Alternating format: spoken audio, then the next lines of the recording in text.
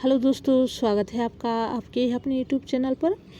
दोस्तों, आज हम देख लेते हैं नवगीत परंपरा और हिंदी साहित्य में नवगीत जो धारा है वो किस प्रकार से इसका उदय हुआ है, इसके कौन कौन से कवि हैं, इसका समय कैसा कब तक रहा और इसकी प्रमुख रचनाएं जो हैं कौन कौन सी साहित्यिक रचनाएं हैं, इन सभी का आज हम यहाँ अध्ययन करेंगे। सबसे पहले हम नवगीत परंपरा की जो प्रारंभिक जानकारी है वह देख लेते हैं। तो नवगीत हिंदी साहित्य की एक नवीन विधा है। इसकी प्रेरणा कहाँ से मिलती है? सूरदास, तुलसीदास, मीराबाई और लोकगीतों के माध्यम से हमें जो है समृद्ध भारतीय परंपरा से मिलती है। हिंदी में वैसे तो महादेवी वर्मा, निराला, बच्चन, सुमन, गोपाल सिंह नेपाली, यहाँ पर सुमन शिवमंगल सिंह सुमन के लिए बताया गया है, गोपाल सिंह नेपाली आदि कवियों ने काफ़ी सुंदर गीत लिखे हैं और गीत लेखन की धारा भले ही कम रही पर कभी भी पूरी तरीके से रुकी नहीं है। इस रूढ़ि अर्थ में नवगीत की व्याख्या आरंभ नई कविता के दौर में उसके समानांतर मानी जाती है। नवगीत एक कलम शब्द है जिसमें नव यानी कि नई कविता और गीत यानी कि गीत विधा का समावेश हुआ है। तो नवगीत परंपरा किस प्रकार से प्रारंभ हुई है, अब हम इसके कवि देख लेते हैं कि जो आधुनिक काल में नवगीत परंपरा के प्रमुख कवि कौन से रहे हैं।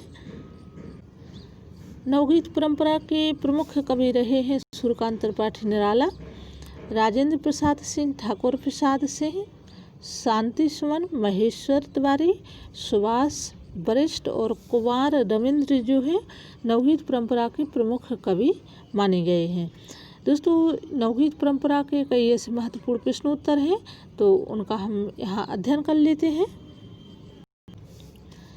नवगीत परंपरा के अंतर्गत पहला प्रश्न है, भक्ति काल में श्याम हमारे रे मधुबनिया, अब हरि गोकुल को आवत, चाहत नवजोबनिया जैसे उत्कृष्ट गीत किस कवि ने लिखे हैं? तो देखिए, ये जो ये गीत है ये नवगीत परंपरा के अंतर्गत इन गीतों को रखा गया है। तो इसका सही उत्तर है सूरदास ने। इसका राइट आंसर है। अगला प्रश्न है, तुलसीदास की किस कृति में गीति काव्य की दृष्टि से सर्वश्रेष्ठ कहा जा सकता है? तुलसीदास की किस कृति को गीति काव्य की दृष्टि से सर्वश्रेष्ठ कहा जाता है? कवितावली, रामचरितमानस, गीतावली या रामलला नहचू? तो इसका सही उत्तर क्या होगा? रामलला नहचू इसका रामलला नहचू इसका सही उत्तर है। अगला प्रश्न हम देख लेते हैं, छांदसिक नवगीत किस छंद युक्त काव्य आंदोलन के समांतर उभरा? तो 3 का सही उत्तर है नई कविता। अगला प्रश्न है चौथा, रिक्त स्थान भरें, खाली स्थान दिया है यहाँ पर। उस तरह का कोई काव्य आंदोलन नहीं रहा जिस तरह उसके समय के रहे। उन सबकी अपनी अपनी घोषणाएं थीं किंतु नवगीत का कोई घोषणा पत्र नहीं रहा। बाद में बनाते रहे उससे उन्हें घोषणा पत्र थोड़ी ही कहा जाएगा।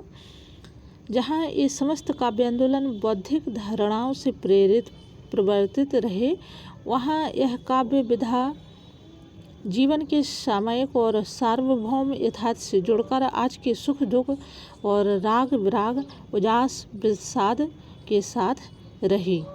तो इसके 4 ऑप्शन दिए हुए हैं, साठोत्तर कविता, रीति काव्य, नवगीत और नई कविता। 4 इसके ऑप्शन दिए हुए हैं। इसका सही उत्तर क्या है? नवगीत इसका राइट आंसर है। जो खाली स्थान दिया है वहाँ पर नवगीत आएगा। अगला हम प्रश्न देख लेते हैं, बच्चन, नरेंद्र शर्मा, अंचल जैसे कवियों ने किस दौर में गीतों की रचना की है? तो 5 का सही उत्तर है उत्तर छायावादी इसका सही उत्तर है। अगला प्रश्न हम देखते हैं, निम्न में से किन रचनाकारों ने गीत को आज़ादी के आंदोलन के साथ जोड़ा है? 4 ऑप्शन दिए हुए हैं। माखनलाल चतुर्वेदी एवं रामधारी सिंह दिनकर, हरिओध एवं मैथिली शरण गुप्त, पंत एवं प्रसाद, नेपाली और नीरज। तो 6 का सही उत्तर है आ इसका राइट आंसर है माखनलाल चतुर्वेदी एवं रामधारी सिंह दिनकर। अगला हम प्रश्न देखते हैं। वीरेंद्र मिश्र, भारत भूषण नेपाली, गोपाल सिंह नेपाली, नीरज इत्यादि के गीत कहाँ लोकप्रिय हुए?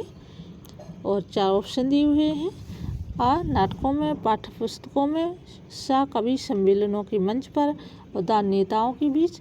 तो 7 का सही उत्तर है कवि सम्मेलनों के मंच पर, सा इसका सही उत्तर है। अगला प्रश्न है।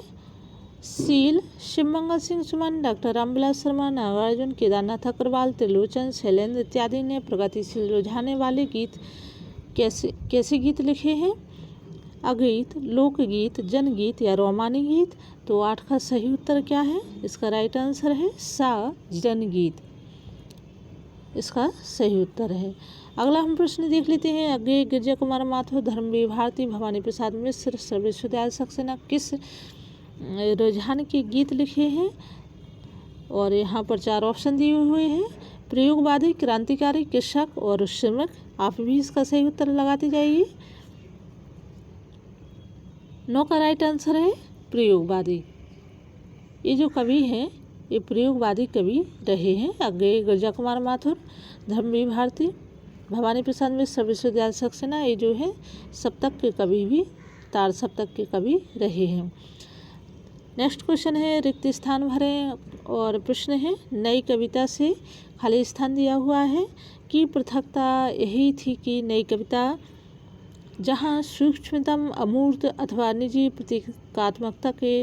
प्रतीकात्मकता में कैद होकर रह गई, वहाँ इसमें अधिक ठोस, यथार्थ और सामाजिक जीवन मुखर हुआ। नई कविता में अनास्था, मूल्यहीनता और नीरस बौद्धिकता का बोलबाला था। वहीं इस काव्य में सर्वपरिचित छवियाँ एकत्र हुईं। 4 ऑप्शन दिए हुए हैं। प्रगतिशील, छायावादी, नवगीत, प्रयोगवादी। और आप लोग इसका सही उत्तर बताइए। 10 का राइट आंसर है नवगीत, सा इसका सही उत्तर है। अगला प्रश्न है। मेरे प्यार का तूफान, मेरे आंसुओं का ज्वार, क्या तुम सह सकोगी जैसा रोमानी गीत मुक्त छंद के किस प्रगतिशील काव्य में लिखा है? किस प्रगतिशील कवि ने लिखा है? तो सर्वविश्वविद्यालय सक्सेना ने, मुक्तिबोध या नागार्जुन, त्रिलोचन। तो 11 का सही उत्तर क्या होगा? वाह, मुक्तिबोध। गजानन माधव मुक्तिबोध ने ये जो रोमानी गीत मुक्त छंद में लिखे हैं। अगला प्रश्न है 12वां। निम्न में से कौन से नवगीतकार डॉक्टर शंभूनाथ सिंह द्वारा संपादित नवगीत दशकों में हैं? 4 ऑप्शन दिए हुए हैं। यहाँ ये प्रश्न पूछ लिया गया है कि कौन से नवगीतकार डॉक्टर शंभूनाथ सिंह द्वारा संपादित नवगीत दशकों में हैं। कौन है? रविंद्र भ्रमर एवं वीरेंद्र मिश्र, प्रेम शंकर रघुवंशी एवं सलभ श्री राम सिंह, सूर्यभानु गुप्त एवं रमेश रंजक, माहेश्वर तिवारी एवं गुलाब सिंह। तो क्या है इसका सही उत्तर? 12 का द सही है, माहेश्वर तिवारी एवं गुलाब सिंह। नेक्स्ट क्वेश्चन है। एक हथौड़े वाला घर में और हुआ किस प्रगतिशील कवि का गीत है? तो इसका राइट आंसर है केदारनाथ अग्रवाल। नेक्स्ट क्वेश्चन है। गिरने लगे नीम के पत्ते, घिरने लगी उदासी मन में किस मुक्त छंद के महत्वपूर्ण कवि का चर्चित गीत है? तो 14 का सही उत्तर है केदारनाथ सिंह, सा इसका राइट आंसर है। नेक्स्ट क्वेश्चन है 15वां। अकाल और उसके बाद नवभावभूमि का यह उत्कृष्ट गीत किसका है? तो दोस्तों ये प्रश्न जो है मैं आप लोगों को दे रही हूँ। अकाल और उसके बाद नई भावभूमि का यह उत्कृष्ट गीत किसका है? बहुत ही प्रचलित है बहुत ही फेमस है, हम कई बार पढ़ चुके हैं। तो 15 का सही जो आंसर है वो आपको कमेंट बॉक्स में लिख कर देना है। अगला हम प्रश्न देखते हैं, रमेश रंजक के गीत संग्रह नहीं है, कौन सी नहीं है? हरापन नहीं टूटेगा, गीत बेहद उतरा, किरण के पाँव, बंसी और मादाल। तो 16 का जो राइट आंसर है वह है बंसी और मादाल। ये जो रमेश रंजक के गीत संग्रह नहीं है, बाकी ये तीनों जो है उनके गीत संग्रह हैं। नेक्स्ट क्वेश्चन है, नवगीत से पहले दौर यानी संधिकाल।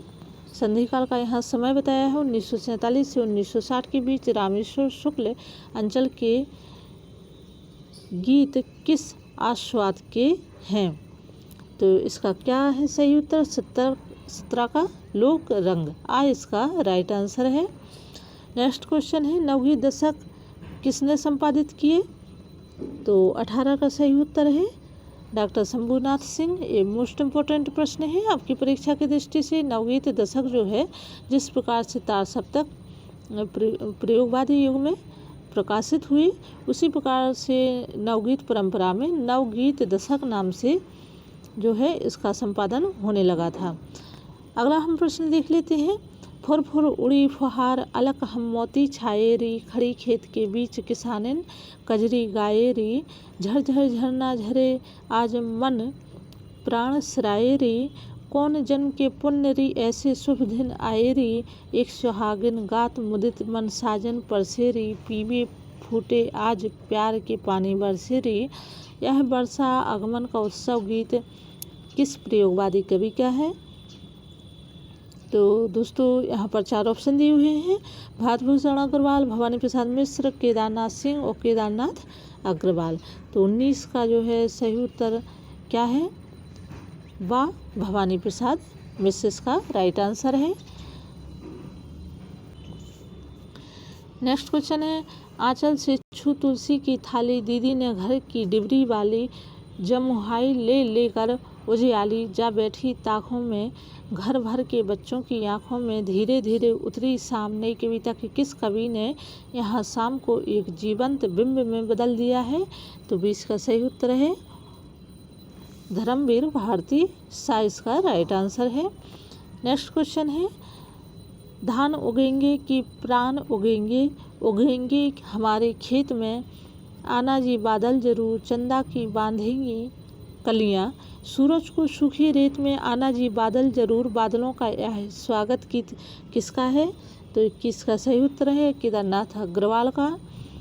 हम नेक्स्ट क्वेश्चन देख लेते हैं, आदिवासी संथाली संस्कृति के यादगार अनुभवों से स्पंदित बंसी और मादल के नवगीत किसने लिखे हैं? तो देखिए प्रश्न भी मोस्ट इम्पोर्टेंट है। 22 का सही उत्तर है ठाकुर प्रसाद सिंह ने। नेक्स्ट क्वेश्चन है, आज़ादी के साथ ही हिंदी गीत के स्वभाव में मूलभूत परिवर्तन होता है। यह सीमित अंतर्मुखता का काव्य नहीं रहता, उसके अनुभव संसार में जन की विशेष भागीदारी होती है। इस दौर के लोकगीतों में लोक से जुड़ने की प्रवृत्ति तीव्रतम है। यह कथन किसका है? तो 23 का सही उत्तर क्या है? दोस्तों इसका राइट आंसर जो है आपको बताना है कि 23 का सही उत्तर क्या है। आप कमेंट बॉक्स में लिख करके बताइए, मैं इसका आपको आंसर बाद में दूंगी। हम अगला प्रश्न देखते हैं, नवगीत के द्वितीय चरण 1960 से 1980 में देवेंद्र कुमार, ठाकुर प्रसाद सिंह, रामदरस मिश्र, उमाकांत मालवीय, देवेंद्र कुमार नईम, रमेश सक्सेना, छविनाथ मिश्र, महेंद्र शंकर, सलभ सिंह राम सिंह, भागीरथ भार्गव तथा ओम प्रभाकर तथा सोम ठाकुर जैसे नवगीतकारों ने किस भावभूमि के गीत रचे हैं? तो 24 का सही उत्तर क्या है? इसका राइट आंसर है नागर, वाह इसका सही उत्तर है। हम आज का अंतिम प्रश्न देख लेते हैं, निम्न में से कौन सा युग्म गलत है? तो दोस्तों मित्रों इसका जो सही उत्तर है आपको बताना है। 25 का राइट आंसर क्या है ये भी आप कमेंट बॉक्स में लिखकर बताइए।